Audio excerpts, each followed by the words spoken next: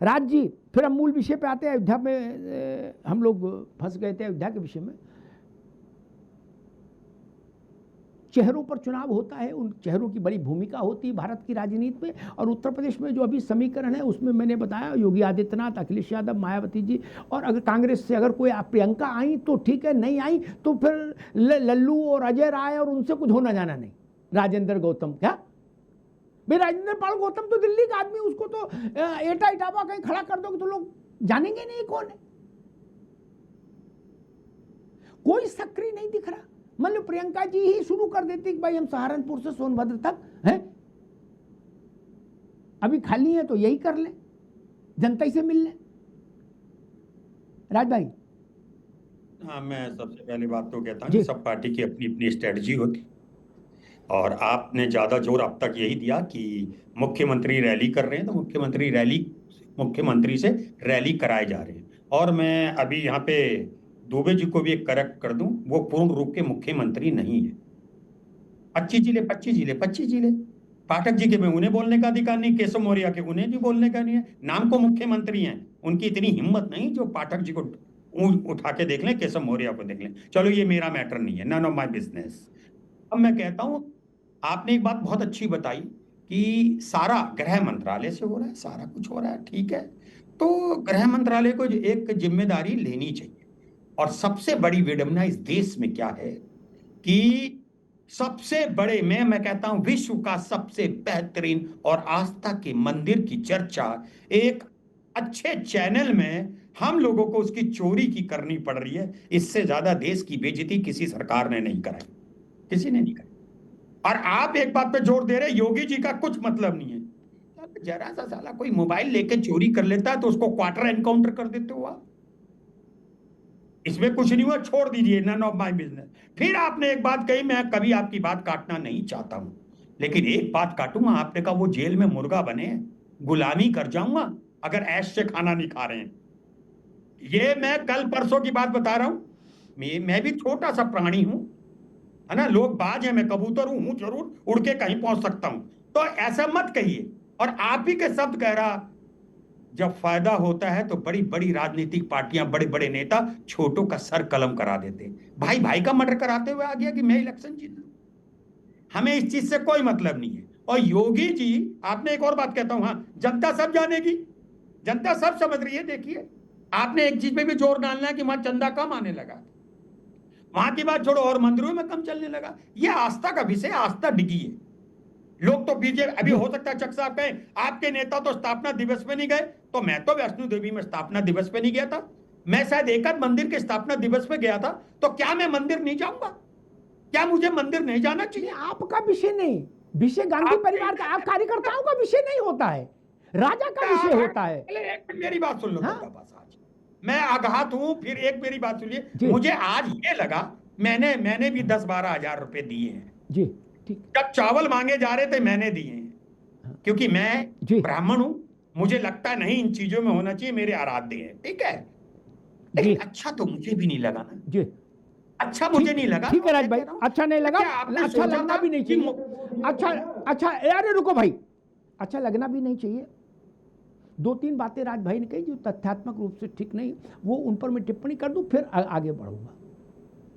राज भाई को किसी ने कुछ बता दिया होगा, ये व्हाट्सएप पर आया होगा, उन्होंने पढ़ लिया होगा कि इनकी औकात नहीं कि उधर झांक जाए, उनकी औकात नहीं। जिन 2 लोगों का नाम लिया उनसे पूछिए किसकी कितनी चल रही। एक दूसरी, मैं उसमें विवाद उसमें नहीं जाऊंगा, क्योंकि नहीं तो नावेद सिको को फोन लगा के पूछ लीजिएगा कि क्या कौन कितना वहाँ वो है। हम तो यही रोना पीटना देखे कि हमारी चल रही नहीं किसी की। खैर, राज भाई को ज़्यादा पता होगा। एक बात बता दें, योगी, लिख लीजिए राज भाई, योगी सहारनपुर से सोनभद्र तक यात्रा कर रहे हैं। क्या किसी का बंटवारा नहीं, ये गलतफहमी दिमाग से निकाल दीजिए। किसी का बंटवारा नहीं। जिनके लिए आपने बड़े कठोर शब्द इस्तेमाल किए, क्या औकात हो तो वहां देख के देखें, दखल देख के। सहारनपुर से एक सीमा, सोनभद्र तक दूसरी सीमा, पूरा उत्तर प्रदेश उसमें आ जाता है। सब में यात्रा पर जा रहे हैं, किसी का कोई इलाका नहीं। ये बात समझ लीजिए, अच्छे से दिमाग में भी बैठा लीजिए भाई। तथ्य यही है, तथ्य को दिमाग में बैठा लेना चाहिए। जैसे नेहरू भारत के पहले प्रधानमंत्री थे तो थे, इसको दिमाग में बैठा लेना चाहिए। वैसे ही इसलिए ये मतलब पता नहीं कांग्रेस को ये किसने कान में बता दिया आके,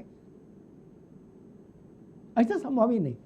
और राज भाई ने कहा कि मेरे पास जानकारी है, मैं छोटा बाज हूँ कि वो लोग जेल में मलाई खा रहे हैं। मुझे नहीं पता आप बाज हैं कि क्या हैं, मलाई खा रहे हैं या बाजरा खा रहे हैं। कबूतर बाजरा भी खाते हैं, तो मुझे नहीं पता क्या खा रहे हैं, लेकिन मेरी अपनी जानकारी है सबका नशा उतर गया।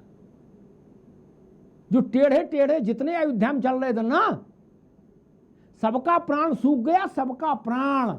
और जो एक बात राज भाई ने कही कि मोबाइल चोरी हो जाता है तो एनकाउंटर हो जाता है, हाँ, लेकिन किसी बैंक में घोटाला होता है, किसी सरकारी विभाग में घोटाला होता है तो एनकाउंटर हुआ क्या? कभी नहीं ना। उसकी जांच की प्रक्रिया विधि दूसरी है भाई।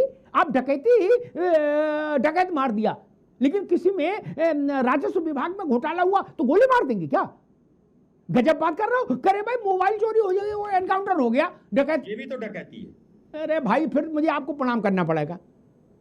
वहां कोई मोटरसाइकिल पर भाग रहा है, पुलिस ने कहा रुको, उसने पुलिस पर फायर झोंक दिया, ऐसा हो रहा है क्या? गलत बात है, कोई नहीं भाग रहा था, सबको पकड़ पकड़ के मार रहे हैं। नहीं, गजब बात। तो आप उन एनकाउंटर्स के पक्ष में प्रियंका जी राहुल जी के साथ सुप्रीम कोर्ट जाइए। कोर्ट की जुडिशियल इंक्वायरी होती है ना मालिक, हर एक, फिर समझ लीजिए हमेशा के लिए मेरा आधा समय तो इसी में चला जाता है। हर एनकाउंटर जुडिशियल रिव्यू के अधीन है। राज भाई इसको हमेशा के लिए गांठ में बांध लीजिए। आप कांग्रेस में रहें, जनता दल में रहें, लोक दल में रहें, इसको कोई फर्क नहीं। हर एनकाउंटर जुडिशियल रिव्यू के अधीन है। बात खत्म हो गई, ठीक। इसलिए इसमें किस्सा कहानी मत पढ़िए, छोड़ दीजिए। विकास दुबे पर भी सुप्रीम कोर्ट की कमेटी बनी थी और उसने जांच की थी, ठीक ना। हमारे आपके कहने से कुछ नहीं होगा, हम लोग बकलोली करेंगे। जुडिशियल रिव्यू होता है, ऐसा नहीं हो रहा कि कोई किसी को गोली मारते। खैर, दयाराम भार्गव में वही प्रश्न,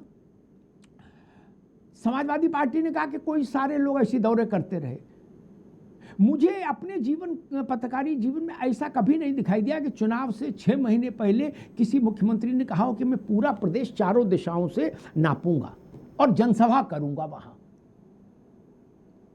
मौसम भी अनुकूल नहीं है, लोग निकल नहीं रहे एसी से। तब जिनको योगी आदित्यनाथ से लड़ना है 27 में, वो लोग कह रहे हैं हम अपनी स्ट्रेटेजी के कारण नहीं निकल रहे हैं, गुप्त स्ट्रेटेजी है।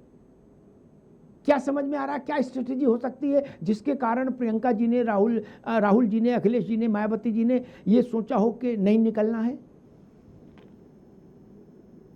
देखिए अंसा भाई, प्रदेश का पहला सीएम, पहले मुख्यमंत्री ऐसे हैं। अब थोड़ा समय ले जाऊंगा, उत्तर प्रदेश में पहली महिला मायावती जी भी रही है। उन्होंने भी उत्तर प्रदेश की जनता के लिए त्वरित कार्रवाई और जनता के लिए काम करती थी। और उससे सुपर डुपर अगर नंबर दिया जाए तो 100 योगी जी को मैं इसलिए देना चाहता हूँ कि दिन रात उत्तर प्रदेश की 25 करोड़ जनता के बारे में काम किया। अब किंतु परंतु नहीं है। 2012 से 17 के बीच में अखिलेश यादव मुख्यमंत्री थे। 4.5 साल केवल झगड़ा झंझट में चला गया था। परिवार में कौन कौन कहाँ मलाईदार विभाग लेगा, किसको कहाँ सेट किया जाएगा। कोई गवर्नमेंट जॉब निकलता था तो चाचा भतीजा लिस्ट लेके और फाइल लेके बैठ जाते थे किसको कहाँ नौकरी देनी। लिखित पवित्रता गई भाड़ में, केवल हमारे भतीजे को, हमारे जानकार को इसको दे दो, अरे फलाने इसको इस विभाग में सेट कर दो, हो गए थे। आज ऐसा नहीं है, आज ऐसा नहीं है। ऑनलाइन है, साफ सुथरा है, हर चीज में पारदर्शिता है, हर चीज में उत्तर प्रदेश के मुख्यमंत्री जवाबदेह है, हर विभाग में हर मंत्री जवाबदेह है। पहले ऐसा नहीं था। भ्रष्टाचार हुआ तो हुआ। मलाई कितना आ सकता है, किस विभाग से मलाई आ सकता है, वह मलाई सैफई के डांस में कितना पैसा लगा सकते थे बॉलीवुड को बुला करके, वह एक काम किया जाता था। और विकास की अगर बात की जाए तो 24 घंटे अगर लाइट होती थी तो वही सैफई परिवार के और रामपुर चाचा के यहाँ होती थी जो गद्दावर मंत्री हुआ करते थे। बाकी प्रदेश के सभी जिलों में बिजली नहीं होती थी, खंभे पे तार नहीं लगे थे और पहले ही पहुंच जाता था कि बिल आ जाता था। रोडों की जाल बात करें, ऐसी कोई चीज नहीं है, भेदभाव नहीं है। और ये लोग बखूबी अभी ये क्या नाम समाजवादी साथी और कांग्रेस के लोग कह रहे थे ये सनातन और राम मंदिर अयोध्या के बारे में कब से लोग चिंता करने लगे? आप लोगों को मस्जिद, कब्रिस्तान, मदरसा, मजार, इनसे कभी फुर्सत मिली है आपकी सत्ता में? इसके इर्द गिर्द कांग्रेस और सपा वाले अपना जो है गोटी सेट करते थे, और इसी के इर्द गिर्द ये लोग जो है सत्ता सरकार चलाते थे। दिल्ली के जामा मस्जिद से जब विधानसभा का चुनाव होता था, फतवा जारी होता था, किसको टिकट मिलना है, किसको वोट देना है, फतवा जारी होता था। इसी तरह जब लोकसभा का चुनाव होता था, तो जितने देश के जो है इनके मौलवी या जो भी इनके उसमें आते हैं, वो लोग बैठ करके फतवा जारी करते थे कि कांग्रेस कहाँ दे रही है, सपा कहाँ दे रही है, इनको यहाँ लड़ा दीजिए, वहां उनको सेट करिए। ये गरीब पूरे देश को जो है इन लोगों ने गर्त में डालने का काम किया। कहने की बात नहीं है, ये हम पे बहुत बड़ा छेद करते हैं।